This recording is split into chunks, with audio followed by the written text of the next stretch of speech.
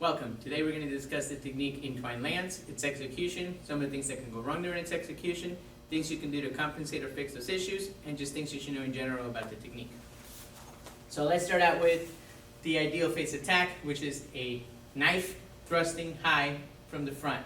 Okay, so keep in mind, again, the techniques are designed to teach you concepts, principles, and rules. They're not designed to be the optimal solution to a problem. Right? So this technique actually is one of those that fits in categories that we have all over the system. We're not going to get too much into that, but keep in mind that that's its purpose, not the way that it should be done. So realistically, this was pulled out from Form 6, which is where we're doing the weapons form, and then stuff was added. So we're going to be going through the long version of the technique, but keep in mind, like some of our other videos, we have short versions, middle versions, and long versions. We'll discuss where those are. But keep in mind that this could also be done of an attack without the knife. This could be a push or a punch where we're not dealing with the knife, but in this case we are dealing with the knife, so the first thing we need to think about is a general rule that says do not give him any targets that would be vital to us. So typically we want to use the back of our hands when we're dealing with a knife. The next thing to keep in mind is anytime you're dealing with a weapon, comply, give them whatever they want. It's not worth it to risk your life over material stuff like money, cars, anything like that. But this is we have to engage. There's no giving him anything. Like now it's a matter of he is trying to kill me and we need to defend ourselves. So just like reversing mace starts framing, where we're right neutral with the frame, baiting them to throw the left, we're basically doing the same thing with the left foot forward now, where we're baiting them to come in with the knife so that we can, again, take advantage of the fact that I'm not going to use the front of the hand. I turn my hand and immediately secure this by keeping a third hand.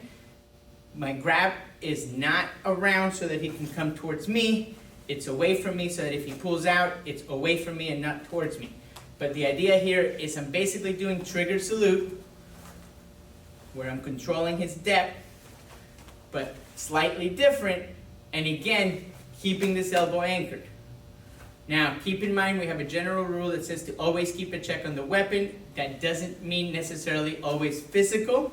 It also means conceptual. If I was to do this move, boom, and he drops the knife, I can't continue to do all this stuff without being aware of where that knife is and who else could have picked it up. Right? If I'm here with my friend and I know my friend's picking it up, then yeah, I'm going to give him some free lessons.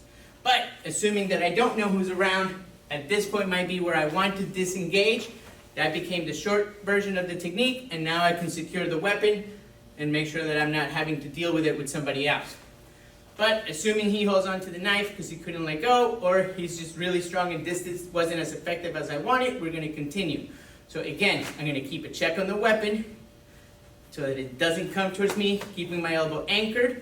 I'm going to do the eye poke as I begin to do my sweep. Now keep in mind, this could easily be a heel pump, a punch. It doesn't matter. The ideal face does the eye poke because it's the longest range that we have. And then the idea here is that I'm going to immediately reverse that and execute my side kick. So the idea is to pick his leg up and take out his supporting leg while landing with my strikes. Now keep in mind that's where the middle version of the technique should end, because they no longer should be able to be theoretically standing, so I don't have to deal with this opponent anymore. But assuming we missed or something happened, and again, for category completions, we're going to continue to the long version of the technique.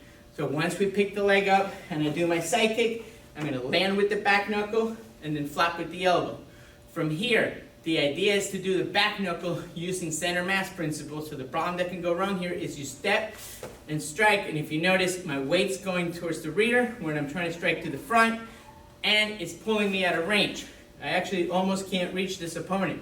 So the idea is to take that step, but keep my weight center so I can deliver the strike, and if you notice, I can reach. So the next thing that goes wrong here is we do the last move of the technique, which I'm going to rotate. I clear the arm, and then the way that I'm clearing, if you notice, I'm exposing my veins again, which is bad. So I want to use the back of the hand as I clear and rotate into my hammer fist. But now keep in mind, we have lost the check of the weapon, so at this point we disengage because we no longer have control of that knife. So one more time, quick walkthrough. Remember, this starts framing because it matches the other technique.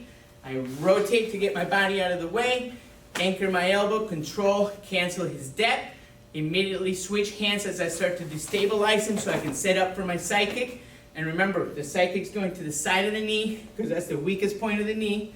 So we're taking advantage of it, delivering our back knuckle or hammer fist with a flapping elbow, using the center mass principle so we're not walking away from our strike, and then clearing as we use the rotation to deliver the final strike, and covering out. Let's do it one more time from the other direction so you can see it from this side without the explanation. Up. We hope this video helps you. Thank you very much.